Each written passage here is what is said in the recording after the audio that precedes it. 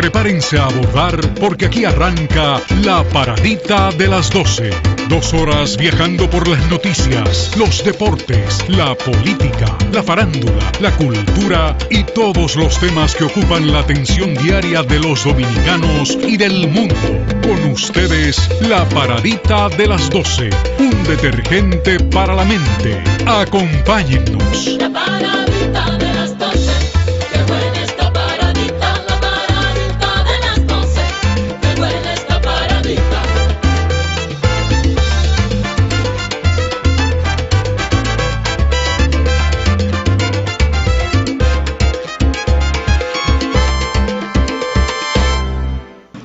Buenas tardes, bienvenidos a la Paradita de las 12, gracias por acompañarnos. El pastor Jorge Plurde y un servidor, les saludamos por Carivisión, canal 26 de Claro, La Voz del Trópico Televisión, canal 54 de Altiz, Netso TV, canal 20 de Claro, Cananga Televisión y Radio para todo el planeta, y desde San Francisco de Macorís, Telenor para todo el Nordeste. Bienvenidos a la Paradita de las 12. Pastor, ¿cómo estamos? Muy bien, en un mundo que marcha rápido, nunca nos podemos parar en mejor lugar que en la Paradita de las 12. Así es, inmediatamente conectamos con nuestro chef de cabecera, el hermano Orlando Félix, a ver qué novedades nos trae hoy desde su restaurante. Bienvenido, Orlando. Gracias, buenas tardes, aquí como cada martes. Y bueno, retomando un poco, lo del agua de mar, quería pues hacer una certificación de que no es un asunto de un vegetariano ni nada de eso, sino que es un asunto de médico. Aquí yo tengo unos libros y en esos libros voy a leer un solo, esto es el beber agua de mar, Francisco Martín, y entonces quiero leer un poquito solamente, decirle que dice cómo empezó a usarse el agua de mar. Orlando, por favor, trata de no alejarte mucho del micrófono porque a veces se pierde un poquito la recepción. Okay. Sí, entonces pues en el primer capítulo dice cómo empezó a usarse el agua de mar. Entonces dice, al principio del siglo XIX en Francia morían muchos niños por el cólera. René Quinton les salvó la vida inyectándoles agua de mar. Entonces, desde entonces y hasta el 1980, la recetó la Seguridad Social francesa, o sea que la Seguro Social de Francia indicaba el inyectar el agua de mar para ser tomada bebida o inyectada. En 1982, por cambios en la legislación, dejó de considerarse un medicamento y desde entonces en Europa no es legal inyectarla en forma intravenosa, solo subcutánea y bajo responsabilidad del médico. En otros países como en Canadá o Estados Unidos sigue siendo legal inyectarla por vía intravenosa. O sea, quería darle esa información para que puedan saber con seguridad de que no es un invento, de que realmente tiene sus efectos y su efecto beneficioso para la salud. Orlando, las bondades del agua de sal, del agua marina, ¿válida para cualquier persona o tiene que haber una condición de salud específica para poder beneficiarle el consumo de la misma? No, el agua de mar es de beneficio aunque uno no tenga ninguna enfermedad. De hecho, ahora mismo no la estoy tomando porque la persona que me la trae hace un poco que no lo veo. Pero le dije la vez anterior que el uso, vamos a decir, de mantenimiento, una cosa simple, una cucharada de agua de mar con 3 cucharadas de agua. Esa toma sencilla toda la mañana, eso ayuda a que el cuerpo funcione mejor por su alta concentración de minerales, y están los minerales que son difíciles de encontrar en lo que es la ingesta diaria de alimentos. y por eso es que tiene esa, y además su constitución como tal, que es parecida al plasma de la sangre. Parece que Dios, cuando hizo el mundo, también creó las cosas con las que pudiéramos resolver problemas de salud cuando lo tuviéramos, porque la tarea debe ser entonces descubrir cuáles son esas cosas que hay que hacer, que hay que extraer de la naturaleza para beneficio propio en términos de salud, porque yo no sabía que, y mucha gente posiblemente desconoce el dato de que el agua marina tiene beneficios para la salud de las personas. No, el agua de sal, en sentido general, cuando uno llega enfermo a una clínica, lo primero que te ponen es una solución salina. Ese suero que te ponen es una solución salina. Ya estamos llegando a eso lo es que universal. Nos estamos acercando, Orlando. Estamos acercando, por eso es lo que sucede es que yo no quiero entrar en contradicciones, es igual que una que lo voy a dejar en el tapete, que es la orina. Y eso hay artículos de hace, ¿qué te digo? La orinoterapia.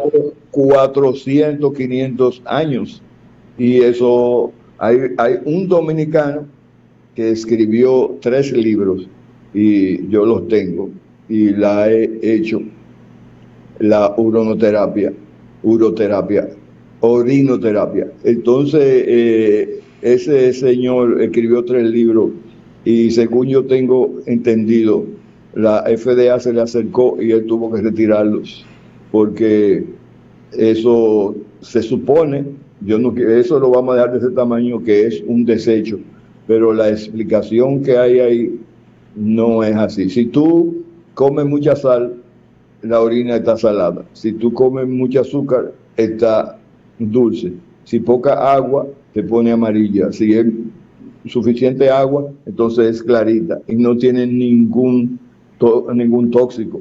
Y entonces, pues, la terapia, yo tuve la experiencia de una persona con cáncer que le iban a operar un tumor y el tumor lo eliminó, se le salió de la piel luego de un mes tomando una dosis que recomienda ahí. Pero eso es muy complicado porque la ciencia, todo es ciencia, pero cuando llega algo la ciencia no se encarga de saber por qué tiene esos beneficios.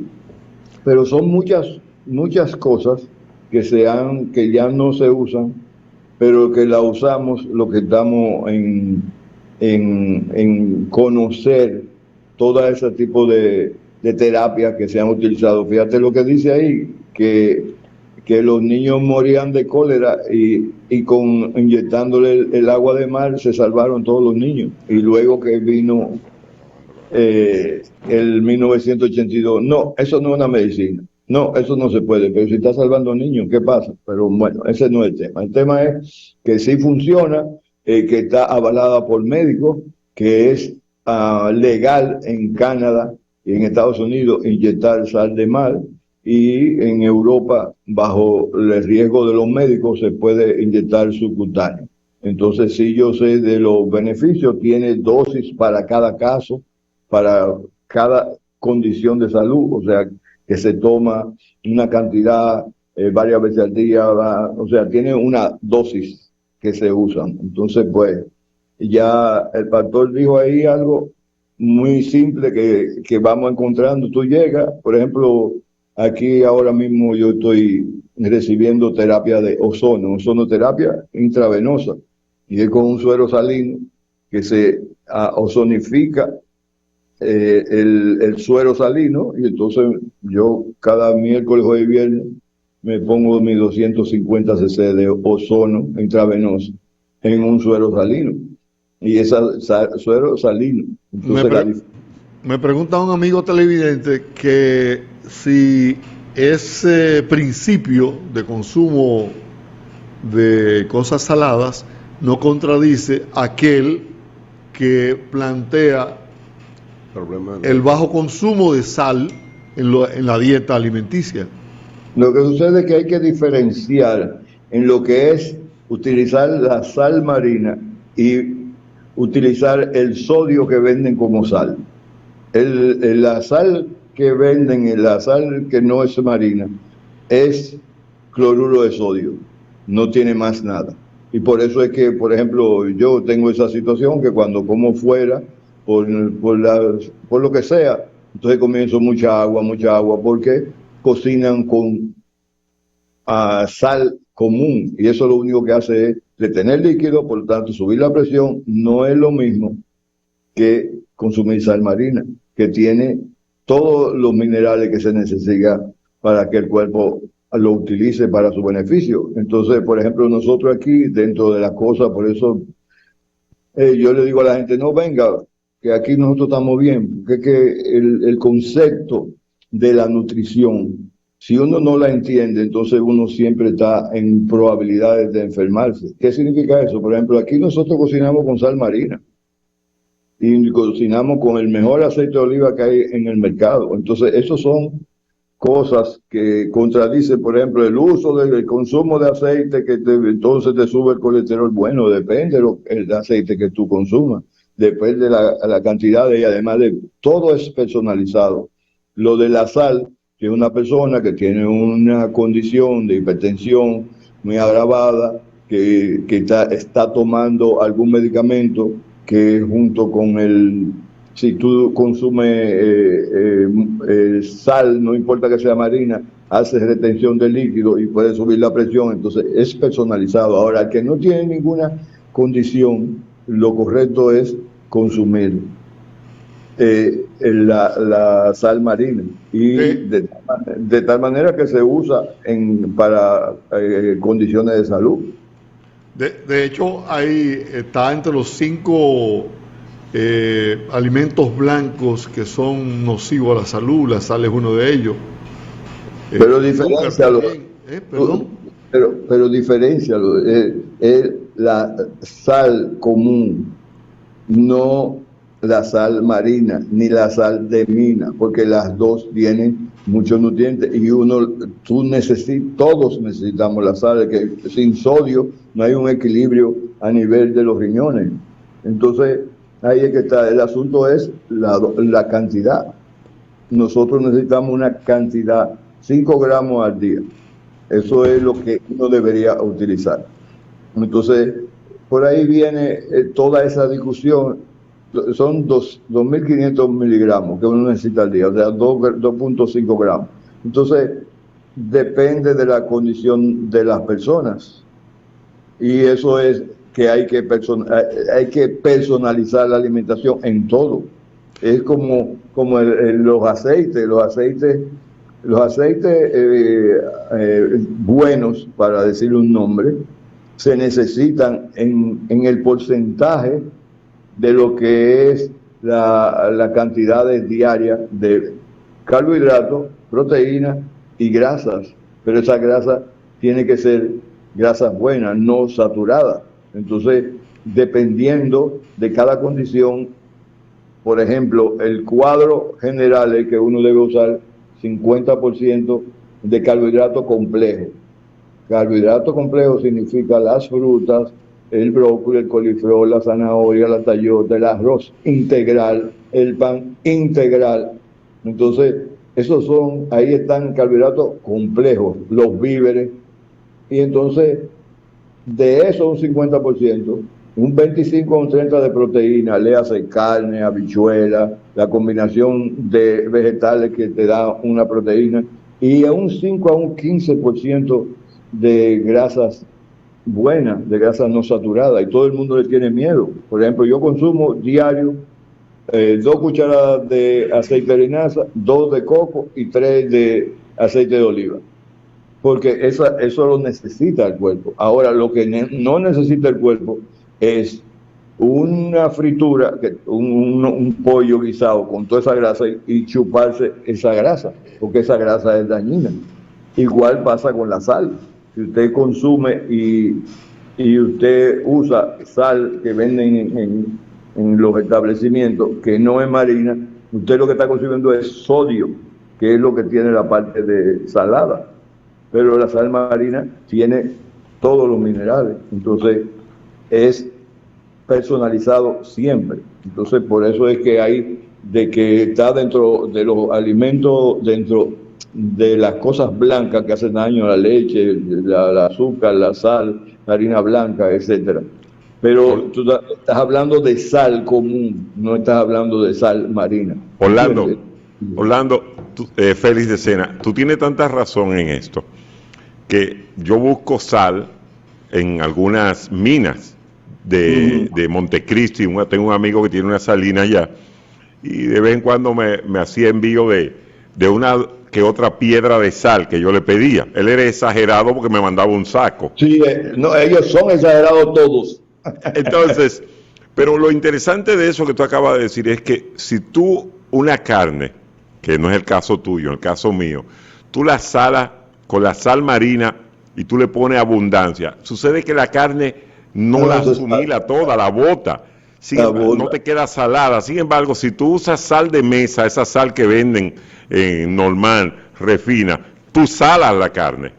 O sea, la carne se te sala, a diferencia de cuando tú usas la sal marina, que tú dices, bueno, la gente que la ve dice, pero se te va a salar la carne. Entonces tú le dices, no, la carne va a tomar la sal que necesita paradójicamente cuando tú la tienes en barbecue con sal marina de verdad. De verdad, claro, te hago una acotación. Recuérdate que yo soy chef regular y que yo duré 2 años cocinando, 2 años, no 3 años, 2 en la escuela, la universidad y 1 luego teniendo la experiencia en el restaurante.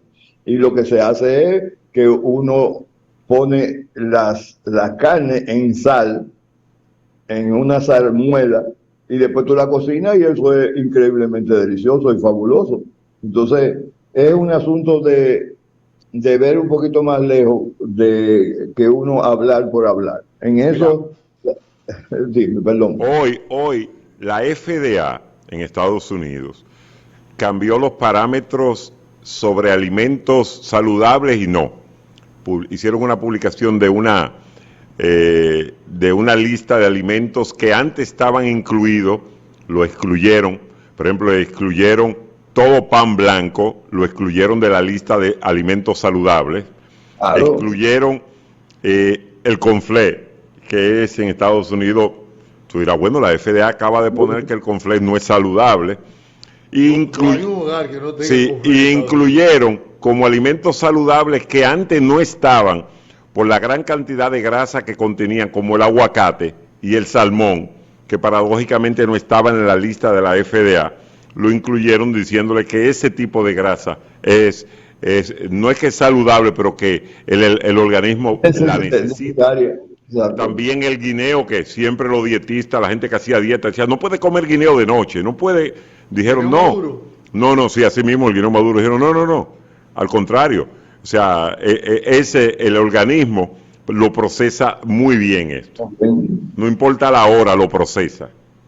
Y no ha llegado, mira, no ha llegado a la FDA, pero más de 20 universidades sacaron de la pirámide alimenticia la leche. Más de 20 universidades. Sacaron la leche. Sí, sacaron de la pirámide los lácteos.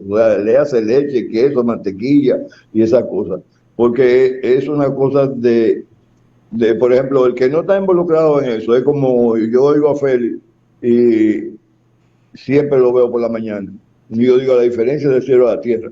Cuando Félix habla y entonces te va un poquito más lejos de lo que es un simple resultado de un juego, como hoy que estaba diciendo. Si empieza hoy, hay un día libre y que tal y cual cosa. Entonces el que no sabe por qué pusieron uno primero y a uno segundo. Y por qué la estrategia. Exactamente pasa en la nutrición. En la nutrición hay que personalizarlo, por ejemplo, yo estudié un curso de 1 año, pero con un maestro de la India, y me gradué de practicante de medicina ayurvédica. Y en medicina ayurvédica lo ideal es no comer carne, pero hay condiciones donde hay que comer carne, y hay circunstancias donde hay que comer carne, y hay circunstancias donde hay que utilizar más sal. Igual que pasa con el azúcar. Si ustedes han oído la panela. La panela es muy famosa porque la usan básicamente en Colombia, en México.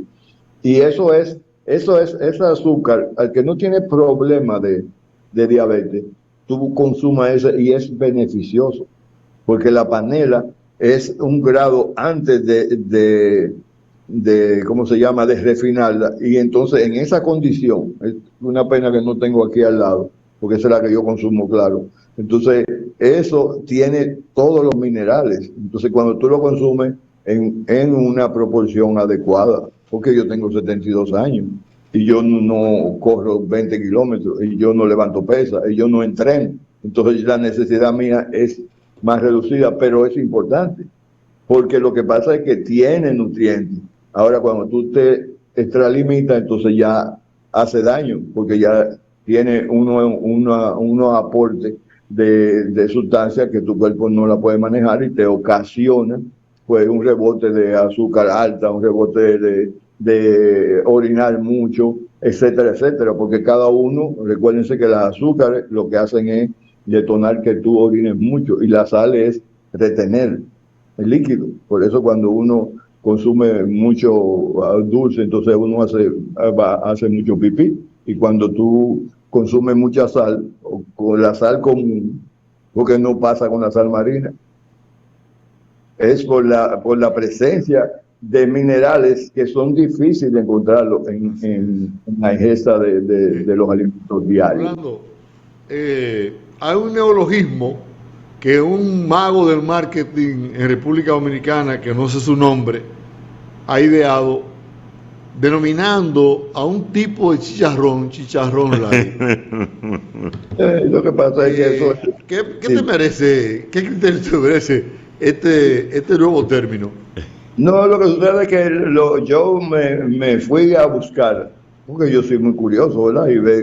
Lo que pasa es que para mí, lo que yo he entendido, el chicharrón light es aquel que no es como el que, vamos a decir que el de mala calidad, por ponerle un nombre, que tiene toda esa grasa, que no lo han hecho según los chicharronólogos de una manera el gourmet. Entonces, cuando tú tienes un chicharrón que tú lo comes, te tiene toda esa grasa que te sale, entonces ese es el que es dañino, por decirle algo. Entonces tú buscas un chicharrón gourmet, chicharrón que no es light, entonces ese es el que tiene su carne y tiene apenas un poco de grasa, entonces ese es el chicharrón light. Y de hecho te voy a decir que yo todavía sigo investigando, porque según las personas que yo sigo, aún siendo vegetarianos, insisten en que la grasa de cerdo es beneficiosa para la salud, que cocinar con grasa de cerdo no he cocinado nunca, ni antes ni después, porque yo aprendí a cocinar vegetariano, pero todavía dicen, y los viejos decían eso, y la persona, un científico que es el que formuló lo que se llama el Ebelisa, que es lo que yo utilizo para la persona con enfermedades terminales y para recuperarse. Él recomienda, insiste en que uno debe usar la grasa de cerdo. Entonces, todo eso, lo que uno no puede ser es fanático. Los fanáticos son como Félix sabe, yo soy escogidista, pero escondido. Cuando el escogido gana, ella gana. Pero si no, yo digo, son unos muertos, porque siempre estamos en primer lugar y cuando tú miras el otro día ya perdimos. Entonces, uno no puede ser fanático, uno sufre mucho. Entonces, eso pasa en la alimentación también, que si uno no conoce, entonces uno vive con situaciones de salud. Generalmente aquí vienen personas con situaciones que para mí una recomendación simple los ayuda, y no sin necesidad de ir a un médico ni nada de eso, porque sencillamente dejar algo que está ocasionando un efecto de insomnio, de gases, de tal o cual cosa. Porque sencillamente, por ejemplo, hay personas con situaciones con el pan con aguacate. ¿Qué pasa con el pan con aguacate? Delicioso, pero te produce muchos gases. Hay algunas personas que no. Pero tú vienes y te sientas con una persona, ¿y qué tú haces? No, es que yo tengo una flatulencia que a mí me pasa, yo como aguacate todos los días. Bueno, mira que simple, no hay que ir a la universidad. Deja el aguacate por unos días y entonces cómetelo vacío antes de comer la ensalada y vas a ver que no te provoca gas. Entonces son recomendaciones o situaciones donde son los efectos de un alimento que ocasiona alguna circunstancia. Adelante. Una preguntita para don Orlando, o más bien un pequeño aporte que él podría quizás extender en relación con el tema de la orinoterapia, porque puede ser peligroso si no se entiende bien el tema, porque la orina de dos maneras se usaba y se usa externamente. En el pasado recordamos que cuando habían problemas de la piel, problemas de sarampión y esas cosas, nos bañaron con orines. Pero los orines tienen la particularidad de ser extremadamente estériles al momento de salir por el uréter, por la vía urinaria. Es estéril, pero pasando un cierto tiempo es un cultivo bacteriano que introducido al sistema corpóreo va a hacer daño sin ninguna duda. Entonces hay que considerar ese dato si se va a usar orine. Si es el orine que se orinó en la noche y se lo va a usar en la mañana, ahí tenemos un problema. Para eso hay que tener la información. Por ejemplo, utilizar el orine tiene que ser una persona que esté alimentada correctamente. Si tú estás comiendo mucha sal, esa orina no sirve. Si estás comiendo mucho azúcar, esa orina no sirve. Si estás bebiendo alcohol, no sirve, etcétera, etcétera. Entonces, las personas que pudieran utilizar el orine como un beneficio, tiene que ser una persona que no esté comiendo toxina y tal, y de esa manera sí que ha sido beneficioso. Y ahora sí te puedo decir que cuando tú lo haces pipí, lo dejas ahí y lo usas por la tarde, te lo pones el que quiere lo prueba, tú te lo pones en la cabeza y deja que se seque y después te lavas la cabeza, te va a quedar sorprendido y no va a tener mal olor. Además el orine, el dolor de oído, eso no es que yo lo estudié, sino que mi abuela me ponía gotas de orine en los oídos cuando tenía ahí. Después todo el mundo sabe lo que es una fiebre alta, frotarte orine. No es, ¿por qué? ¿Qué es lo que tiene el orine? Que te frotan una fiebre y te lo bajan. Un buche de orine en un dolor de muela. Eso es increíble. Y te voy a decir, lo prohibió la FDA. Estaban utilizando la orina de las embarazadas y la orina de los niños menores de 7 años, vendiéndolo en línea para utilizarlo personas con problemas de enfermedades terminales. Porque todo lo que trae ahí es que la orina de niños de menores de 7 años o de mujeres embarazadas tiene una alta concentración de la hormona de crecimiento humano, que es la que tiene todo el beneficio para que el cuerpo pueda luchar en contra de las enfermedades. Esa es la parte por la que se utiliza o se utilizaba, porque ya se prohibió. Eso era cuando yo empezaba en esto, en el 1995-97, que se vendía online, se vendía la orina en niños y entonces acusaron dentro de eso. Tal vez ustedes lo buscan ahí en Google y aparece la historia de alguien que lo sometieron a la justicia porque estaba utilizando su niño, dándole más agua de la cuenta para que orinara, para venderlo online por la presencia de alta concentración de hormonas de crecimiento humano. Igual en las embarazadas, esa orina tiene una concentración muy alta, pero eso no puede ser que lo que yo estoy hablando usted lo coja y lo haga. Si no es alguien que lo oriente y le diga, no funciona. Ahora, si usted coge y su pipí no lo bote, fróteselo en la mano y en los brazos y usted va a ver la diferencia, porque es que funciona.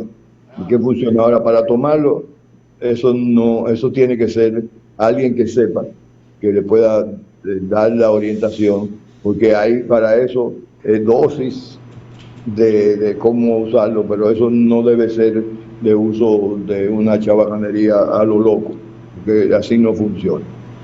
Bien, Orlando, también los que fuimos víctimas de ciertas picadas en los campos, solíamos orinar la tierra para que esa tierra ponerla en donde estaba el aguijón, y entonces eso calmaba el dolor y evitaba la hinchazón por la picada de abeja o de, ¿cómo se llama? Tú te la pones, tú te lo pones. Te voy a decir un dato. El primer auxilio, lo primero auxilio para la picada de una cobra es tomarse su orina. Ese es el primer.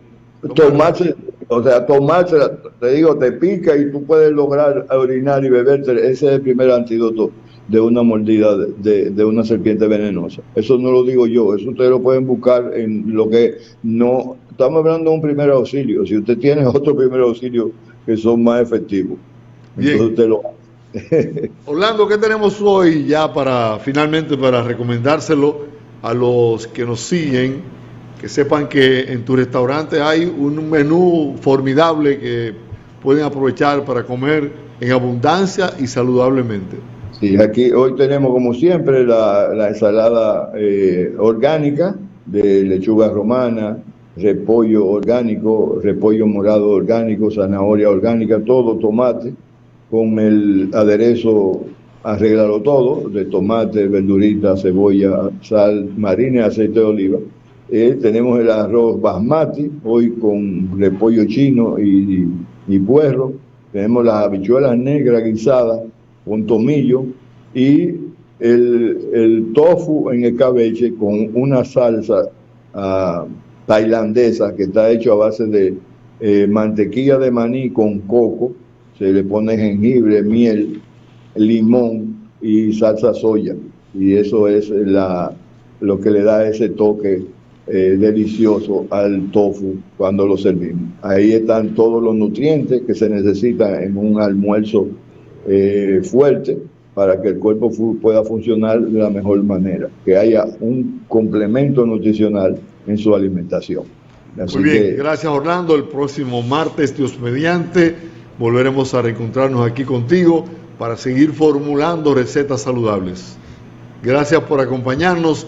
Vamos a hacer una paradita. Al regreso conversamos con Juan Yadó, temas de interés en materia de turismo. No se muevan.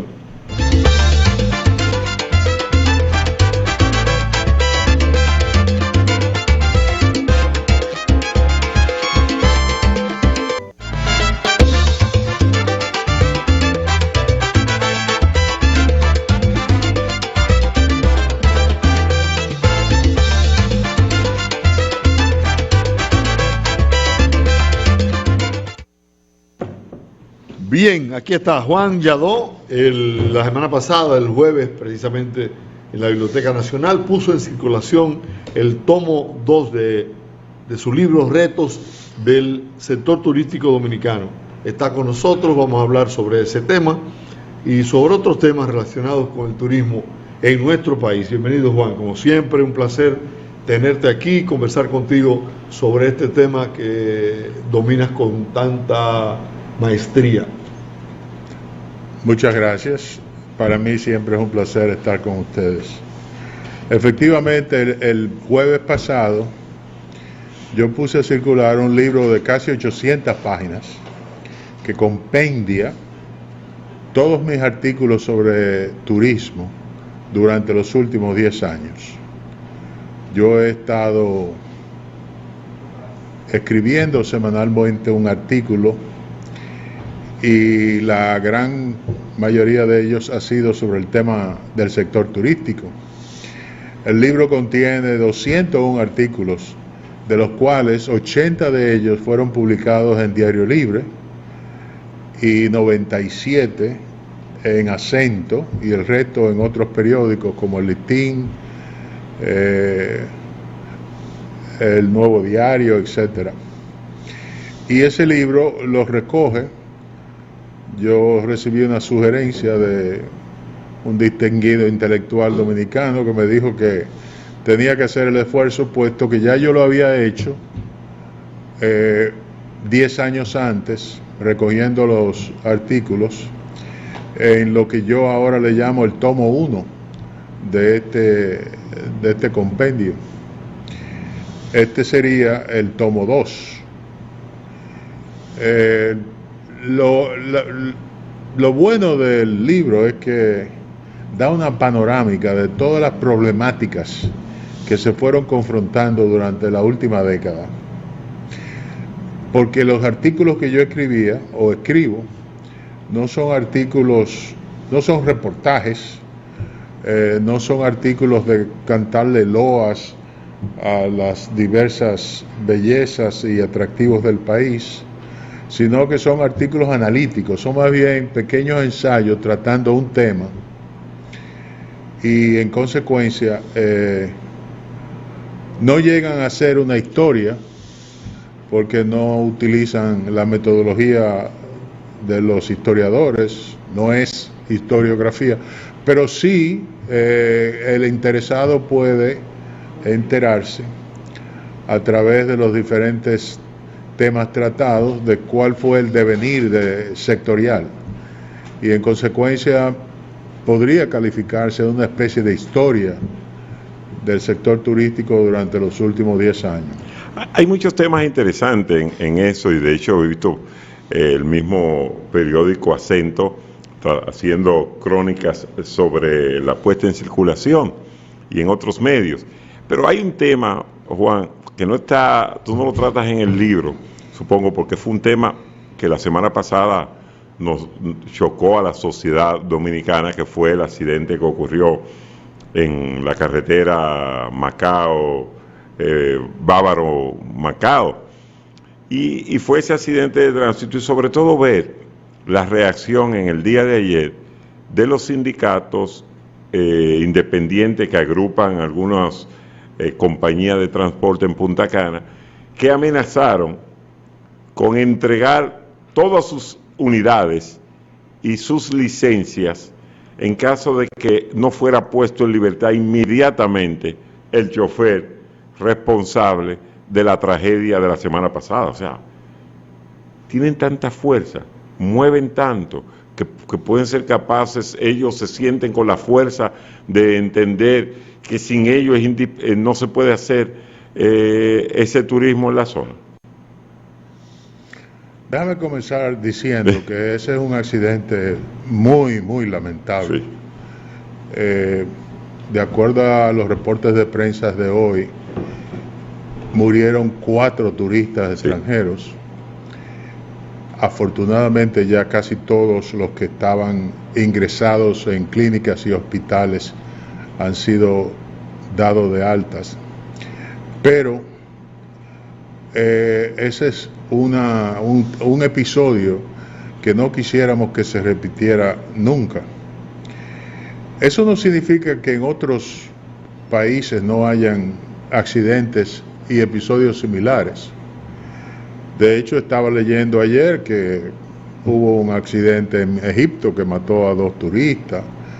En algunos casos, los episodios son todavía más tétricos porque implican ataques terroristas. Por ejemplo, en Tunisia hubo un ataque terrorista hace pocos años, donde mataron a 35 turistas, y eso ocasionó la caída y el colapso de la industria turística de Tunisia.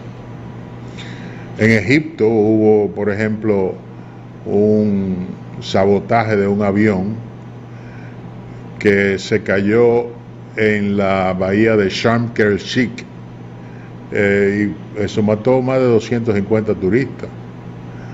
Entonces, a sabiendas de que en otros países suceden cosas peores, lo que ha sucedido aquí, que no es frecuente, es un episodio lamentable que tenemos que tratar de que no se repita, pero en términos comparativos no es nada catastrófico para la industria. Me refiero, es catastrófico para las víctimas, pero no para la industria.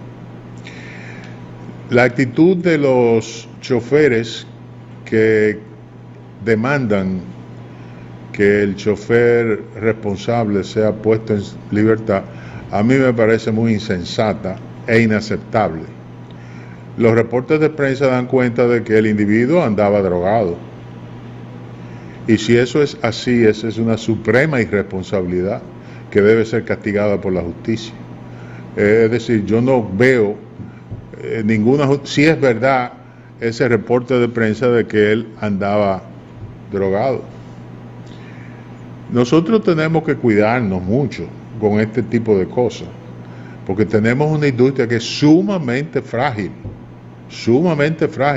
Cualquier información que vaya en detrimento de la imagen del país puede causar daños incalculables a la afluencia turística, de manera que a esos choferes que están pidiendo eso aparentan no estar dando la mejor impresión acerca de la responsabilidad que debe prevalecer en los que ofrecen servicios turísticos en el país. Los tres ejes que tú entiendes que debemos contemplar para seguir haciendo sostenible esta industria en términos de calidad y de crecimiento, ¿cuáles son? Sí, esa es una excelente pregunta, porque en mi comparecencia en la puesta en circulación yo alegaba que nosotros hemos llegado a un parteaguas en términos de el devenir turístico de nuestra industria turística. Un parteaguas porque fue apenas en abril pasado que nuestro ministro de Turismo declaró que ya la industria turística dominicana estaba madura, fuerte y sólida. Yo concuerdo con esa apreciación del ministro. Tenemos una industria muy madura.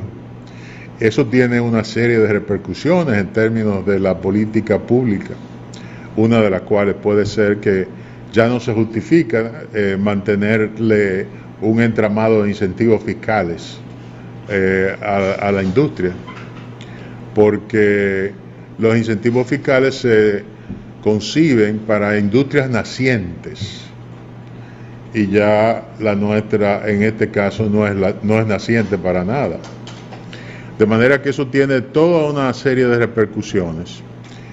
Yo señalaba también en mi participación de la puesta en circulación que lo que tenemos en lo adelante es que mejorar el producto turístico dominicano. Tenemos que adoptar una estrategia de especialización del destino, que significa que saber que nosotros somos un destino turístico ya establecido y que debemos propiciar una creciente especialización para poder aprovechar los beneficios de esa industria.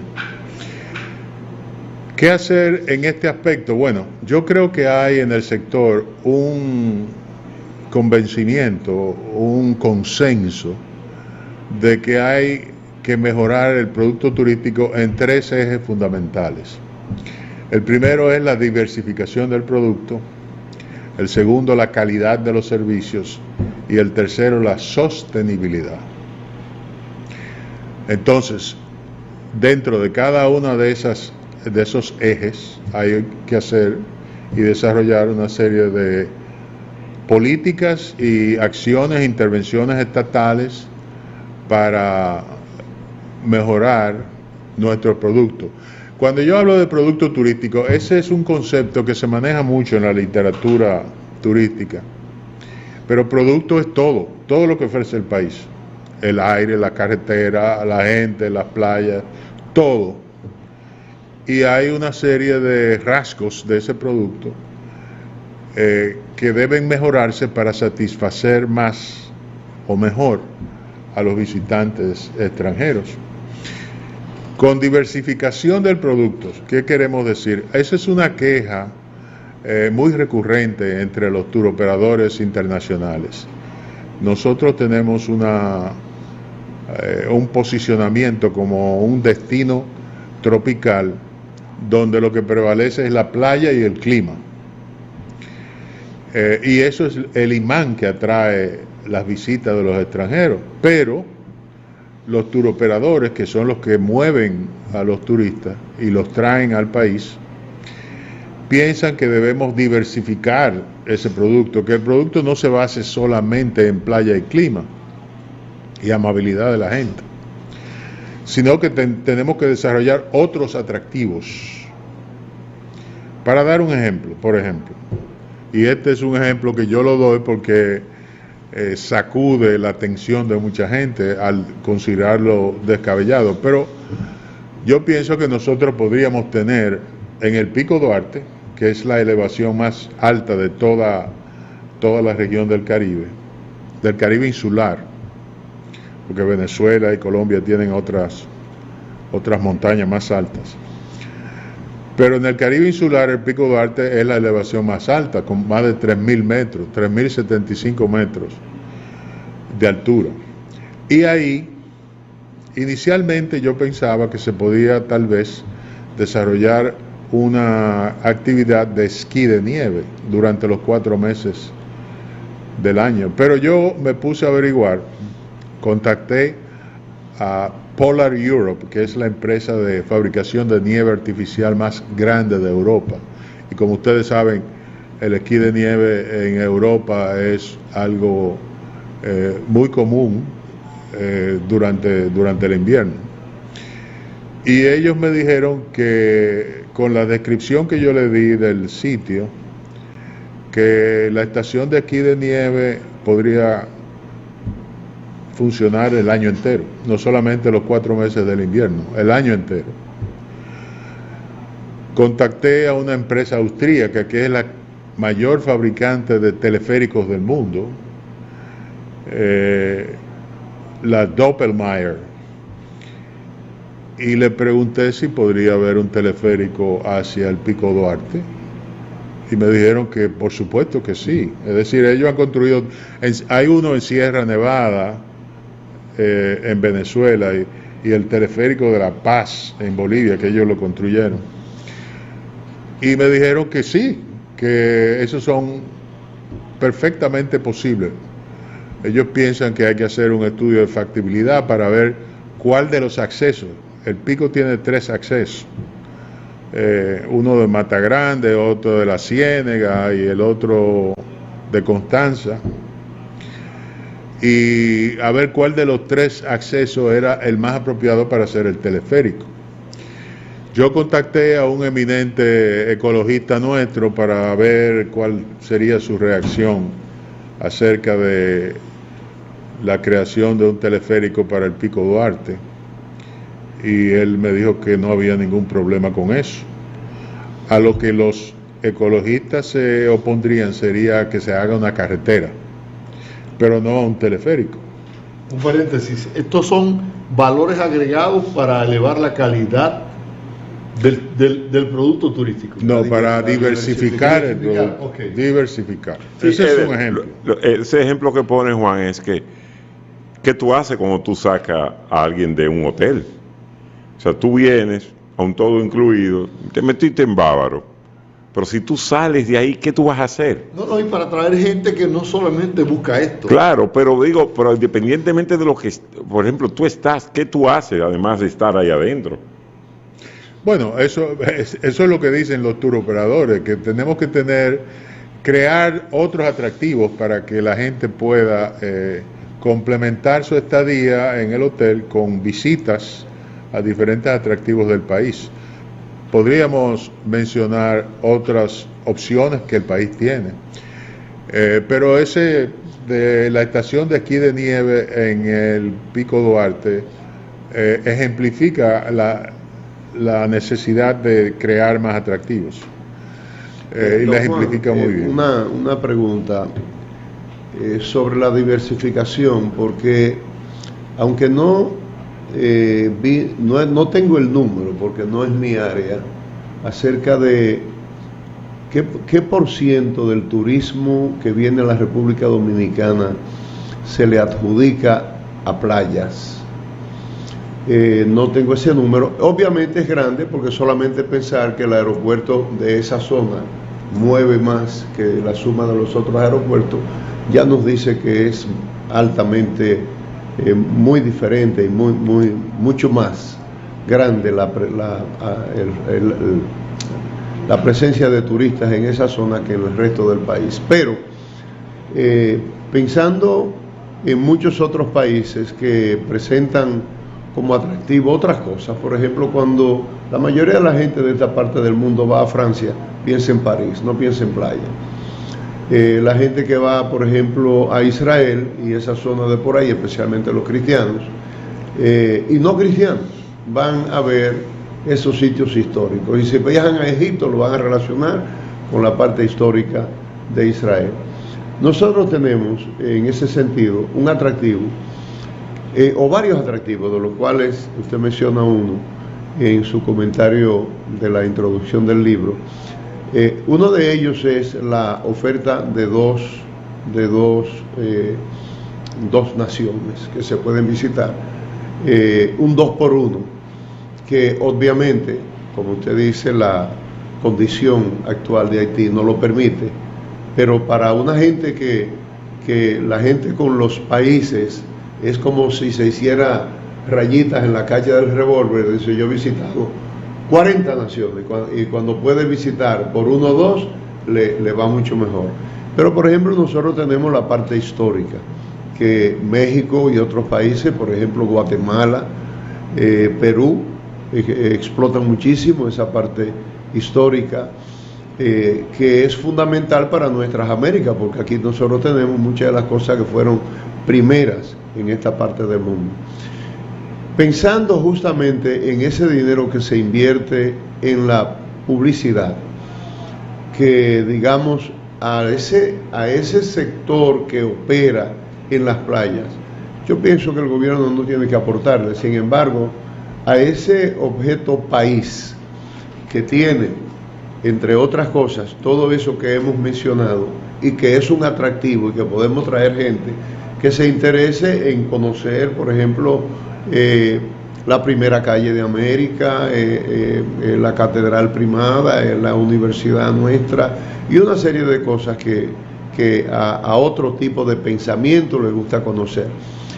Pero pienso también que, como usted mencionaba, entre los gastos o inversiones que se hacen para atraer personas al país o para vender al país, están las ferias que promueven a cientos de pequeños productores, que amplía el rango de participación de esa experiencia turística, y que vende también el país como sitio de destino, porque nosotros tenemos el ámbar, tenemos el larimar y tenemos una serie de cosas que a otro grupo de personas les interesa. Yo creo que son conceptos que caben en la plataforma de comunicación que ha desarrollado el ministerio, porque en República Dominicana lo tiene todo. Entonces lo tiene todo, tiene playa, tiene historia, lo tiene todo. Entonces, perfectamente, todos esos conceptos se pueden agregar y desarrollar de manera particular campañas que promuevan las playas, campañas que promuevan los sitios históricos, campañas que promuevan a la gente, porque nosotros tenemos una característica de hospitalidad que no tienen todos los países, y eso creo que es un valor. Vi una sonrisita socarrona ahí en Don Juan cuando tú dijiste que lo tiene todo. Sí, lo tiene todo.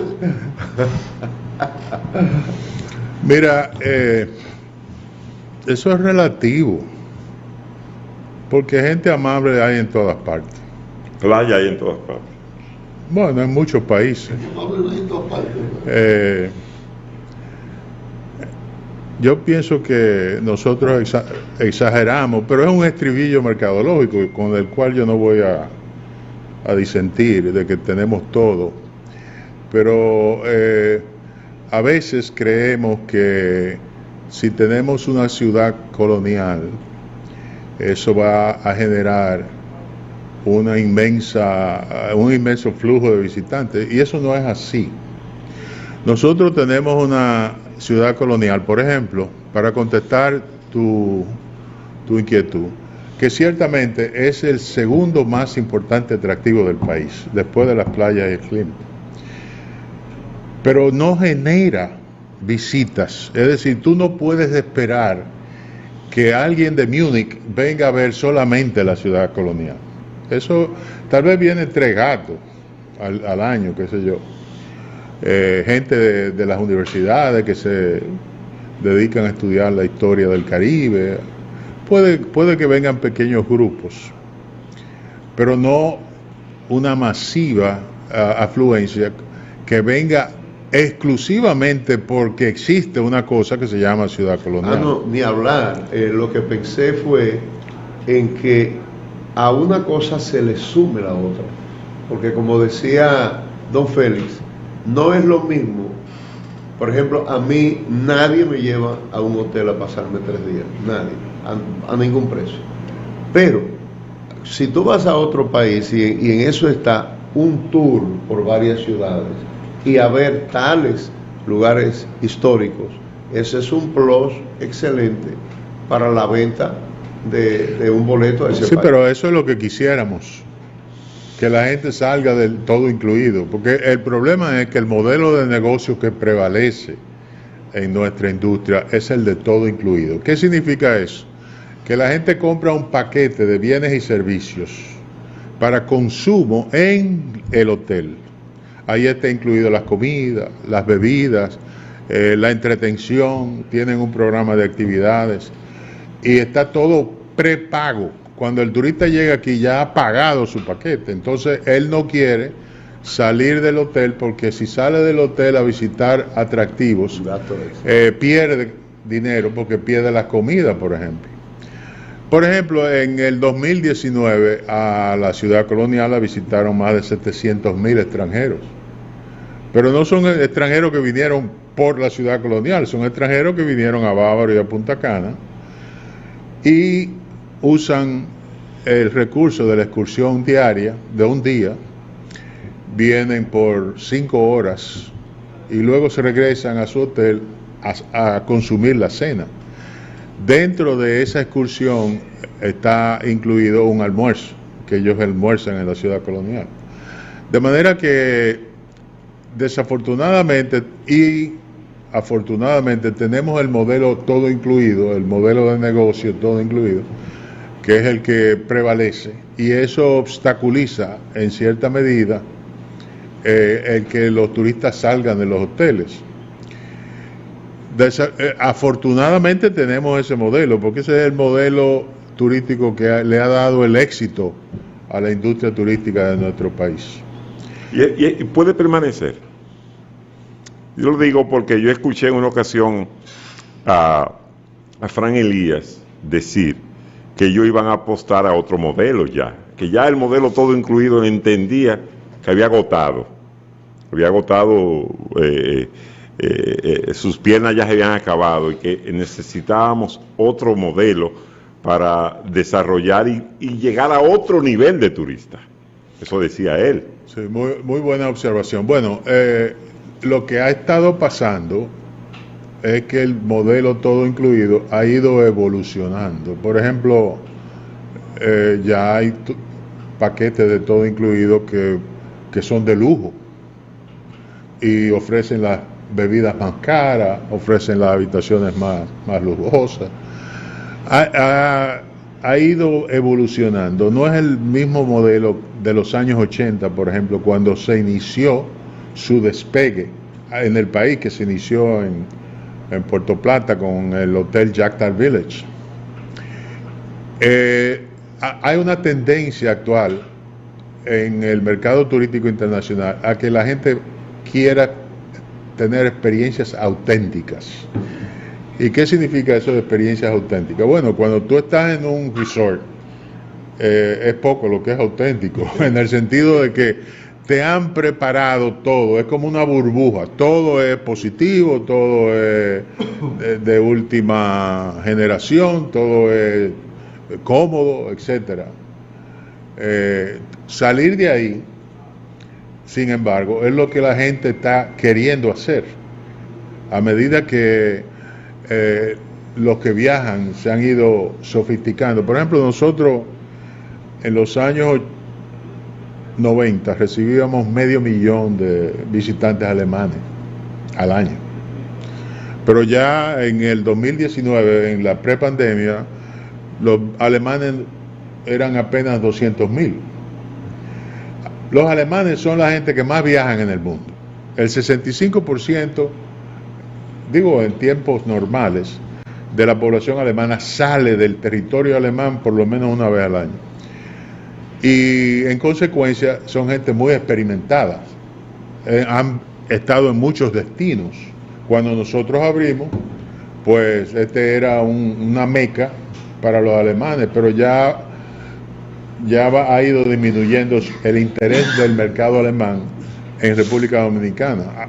Ha sido sustituido por otros mercados. Pero lo que quiero decir es que en cuanto al futuro del todo incluido, yo creo que tomará 2 o 3 décadas para que desaparezca. No creo que estamos al borde de su desaparición. Lo que sí podría ser es que evolucione, incorporando, por ejemplo, excursiones diarias fuera del hotel. Por ejemplo, tú pusiste un ejemplo, antes que se me vaya, Edro, que conteste cuando regrese. Por ejemplo, en la zona Macao, Miches, hay un atractivo que el Estado, y yo recuerdo que un amigo hizo la inversión y luego tuvo que venderlo. Él trajo un ferry con el fin de instalar ese ferry en Samaná para llevar los turistas con vehículos desde Sabana de la Mar a Samaná. Finalmente él tuvo que venderle ese barco a otra compañía en Estados Unidos, porque no encontró, primero, que le diera la facilidad de, inclusive él pensaba hasta él construir la instalación, sí, para poderse montar, porque es una instalación especial. Entonces tú te preguntas, ¿y qué hay que hacer para que eso opere y que tú simple y llanamente puedas ir desde el destino bávaro, Punta Cana, Miche, ir a Samaná, y a lo mejor puede quedarte, pernoctar un día o más de un día en la zona? Bien, al regreso, Félix, al regreso Juan hablará sobre esto. Hacemos una paradita.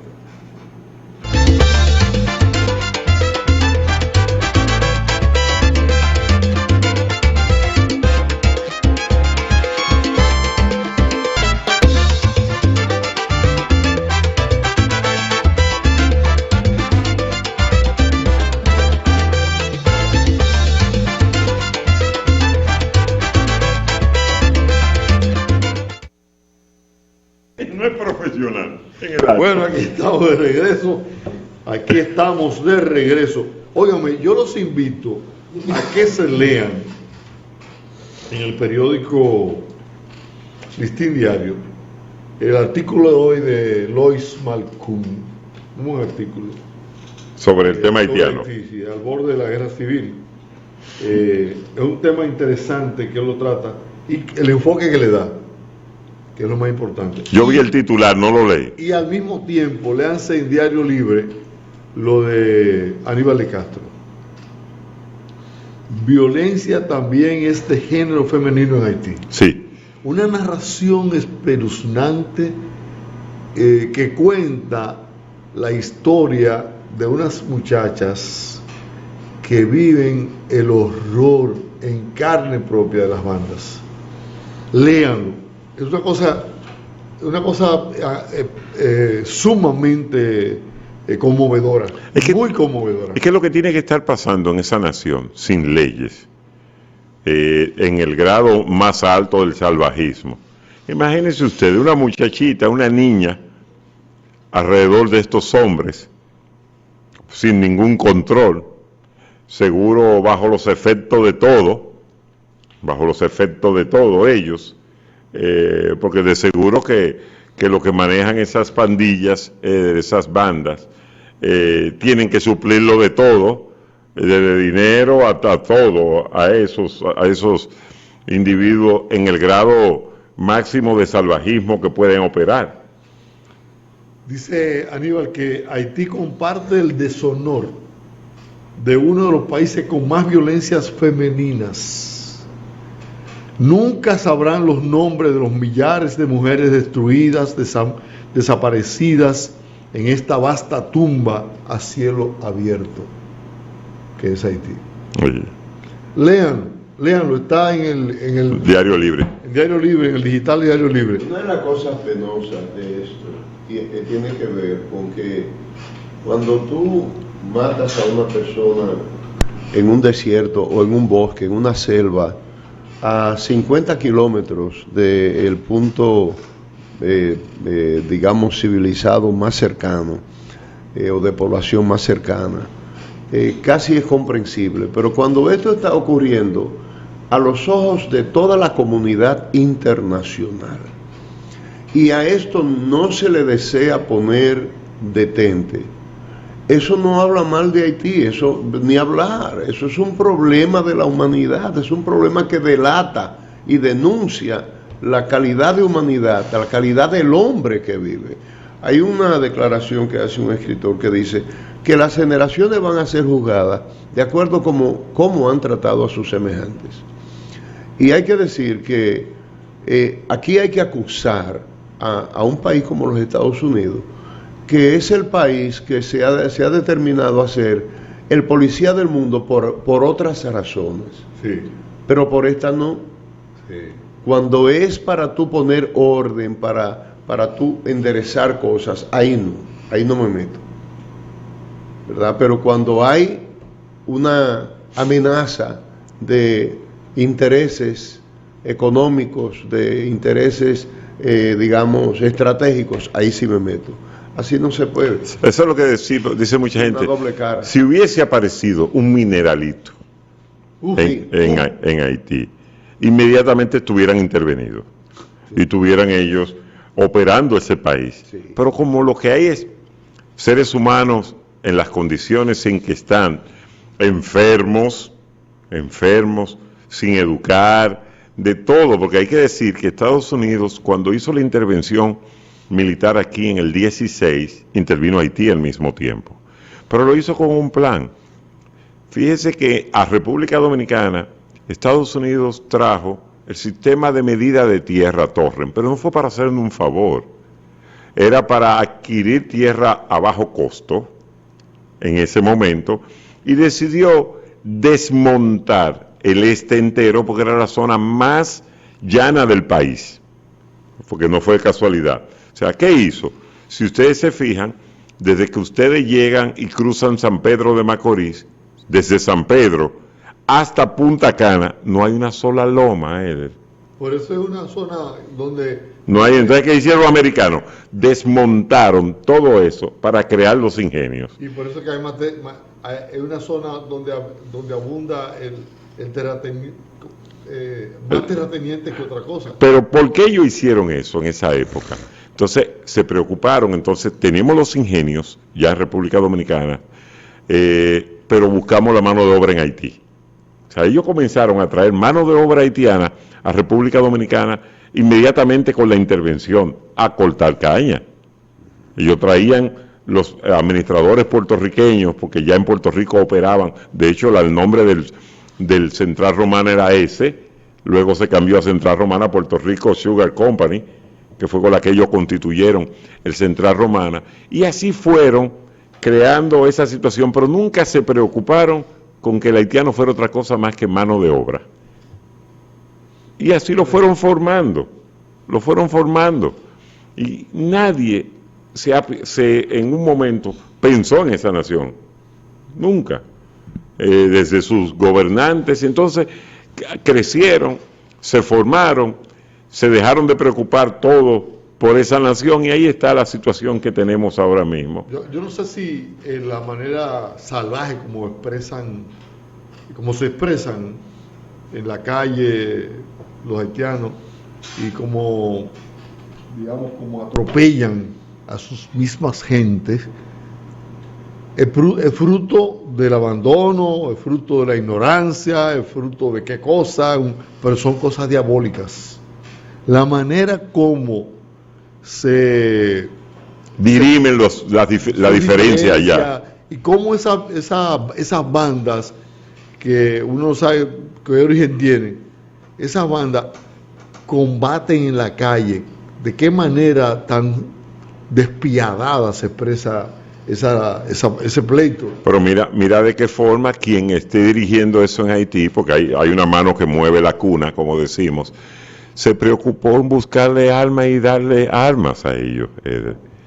O sea, de la misma forma que se compran armas en el mercado negro, esa gente van a Estados Unidos o donde vendan las armas, embarcan las armas, como no hay, la traen, reparten las armas y ya saben que tienen un ejército particular para los intereses de lo que tienen, porque las naciones no se cierran, siguen operando de una manera u otra. Y eso poco a poco se fue convirtiendo en una especie de boomerang.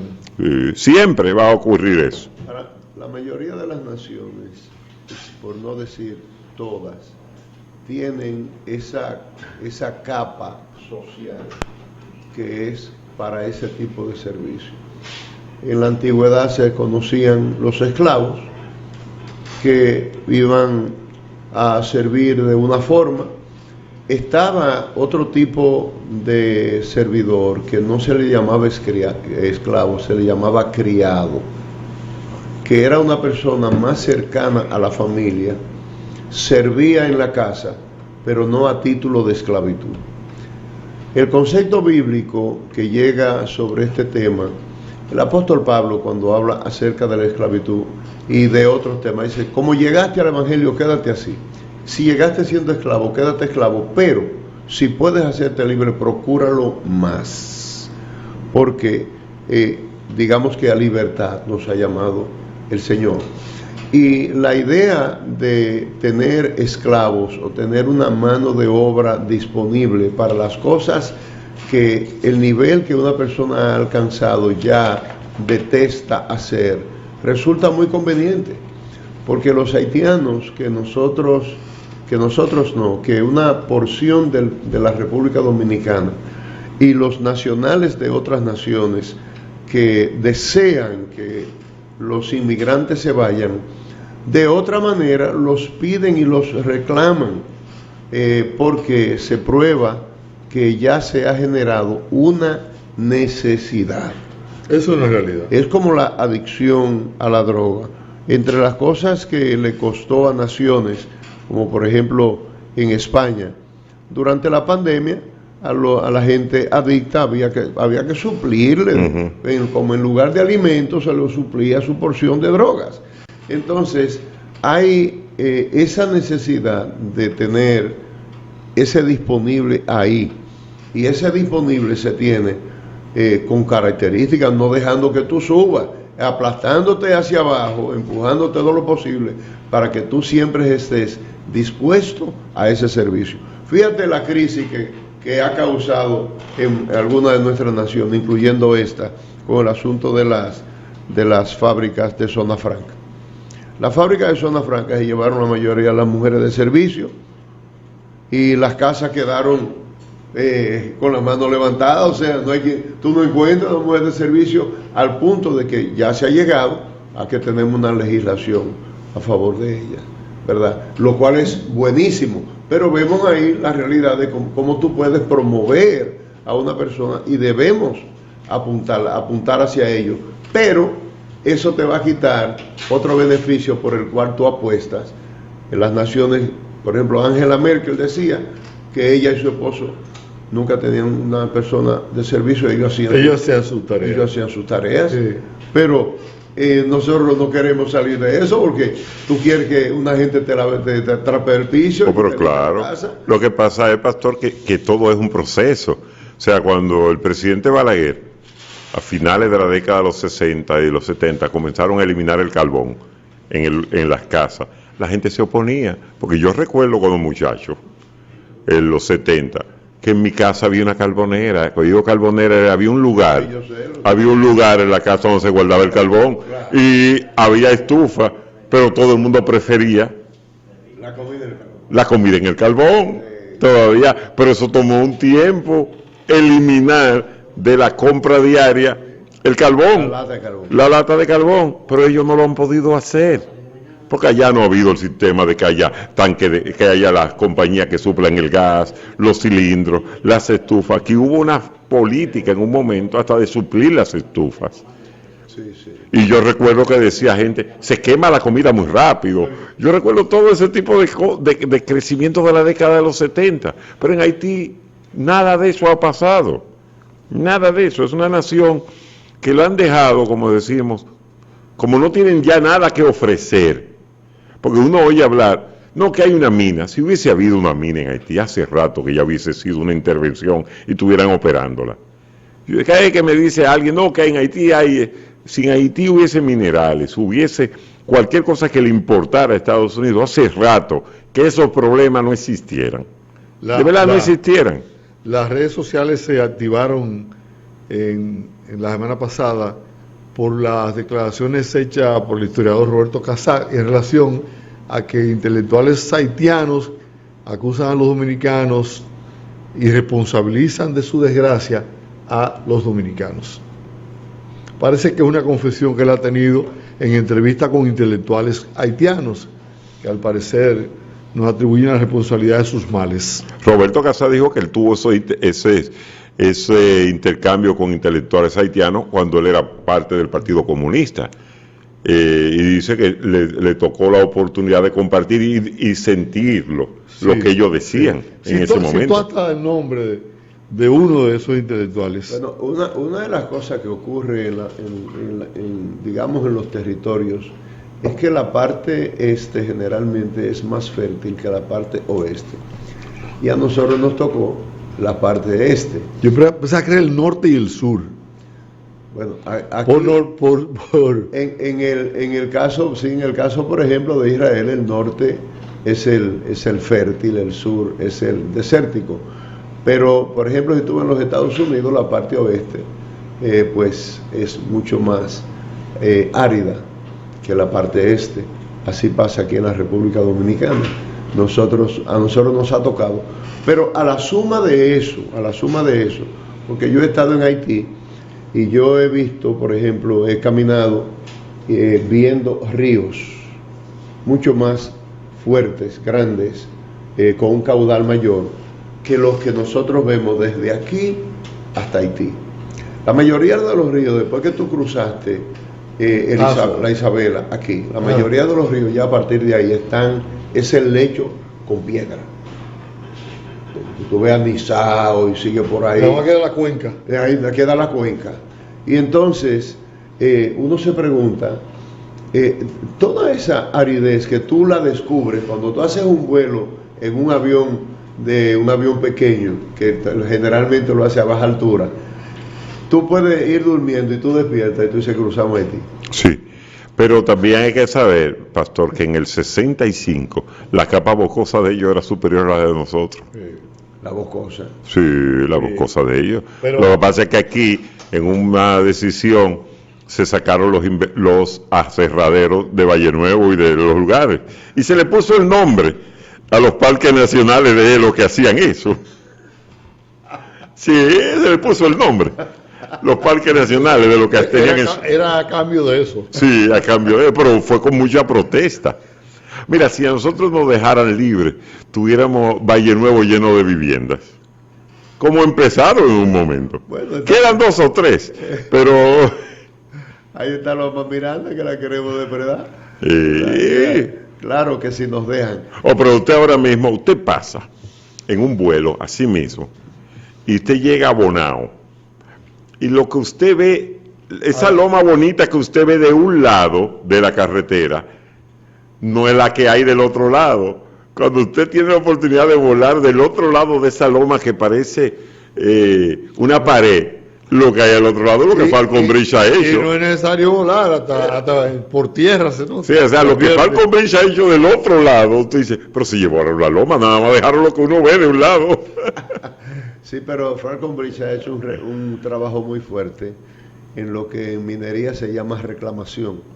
Cuando tú vuelves a traer los árboles a los lugares donde tú los sacaste, y uno puede ver que hay lomas que estuvieron peladas hace 25 o 30 años que ahora están de nuevo repobladas, o sea, reforestadas.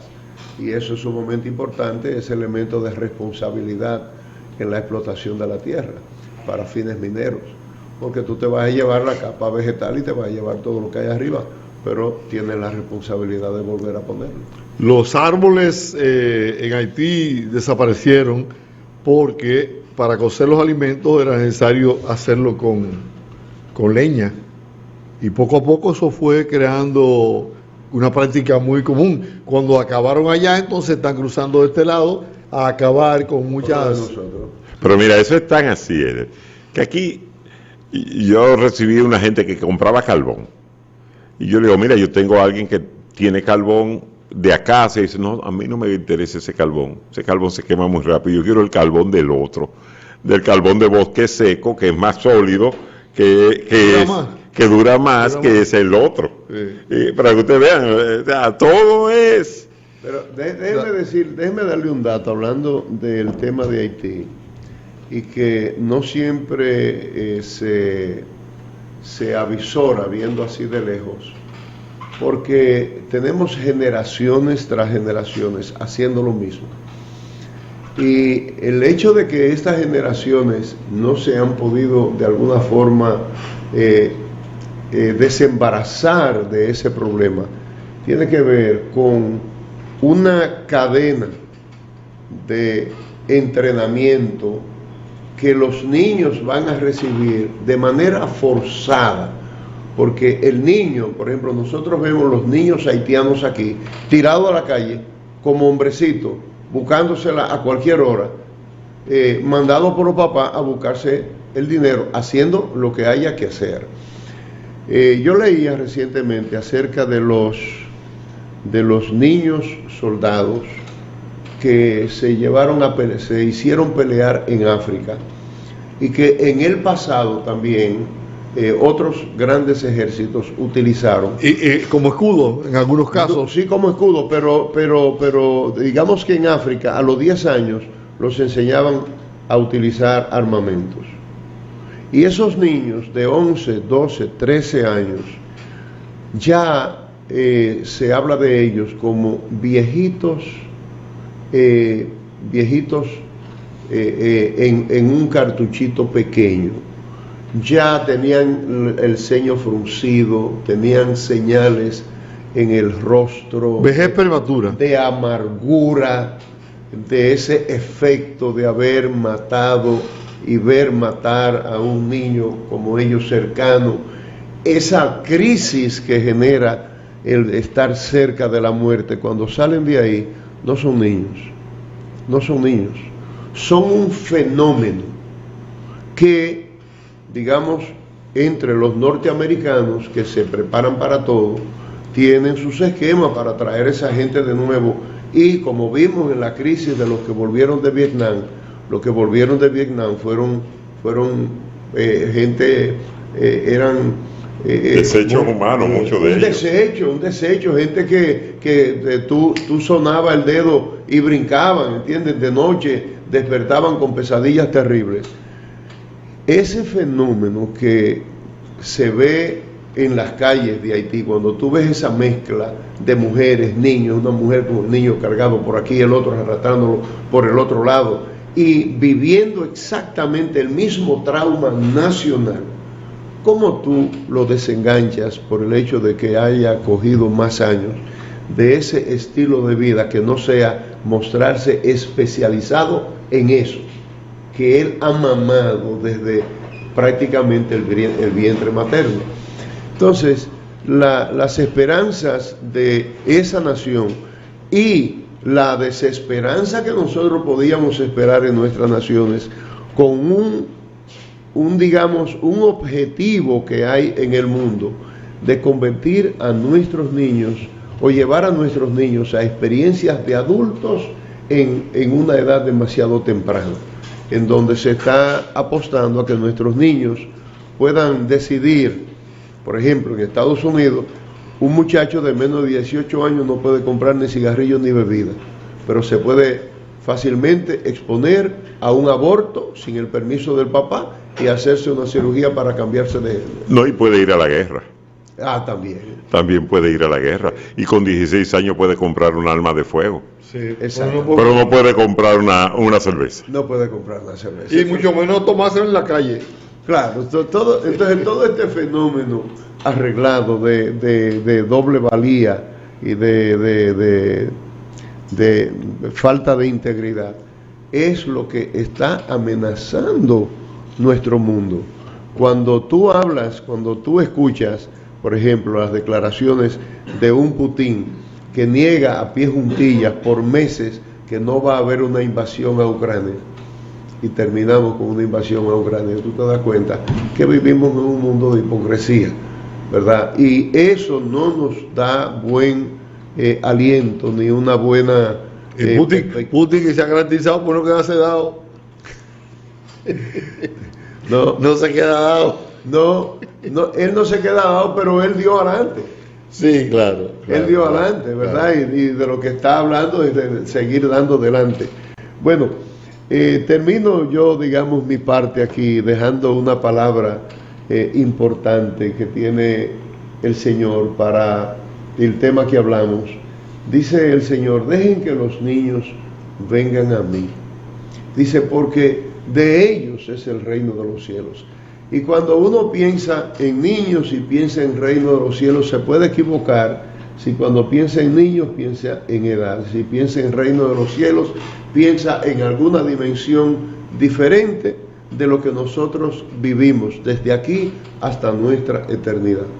Porque nosotros igual podemos vivir las circunstancias de un infierno aquí y allá, y las circunstancias de un cielo aquí y allá. Es un asunto de perspectiva, es un asunto de una cosmovisión, pienso yo, ajustada a las cosas que tienen que ver con lo natural, que es el bien vivir, el respeto mutuo, pero también un aporte a la vida, porque lo que estamos viendo en las naciones es un irrespeto absoluto a cualquier nivel. Los muertos no cuentan.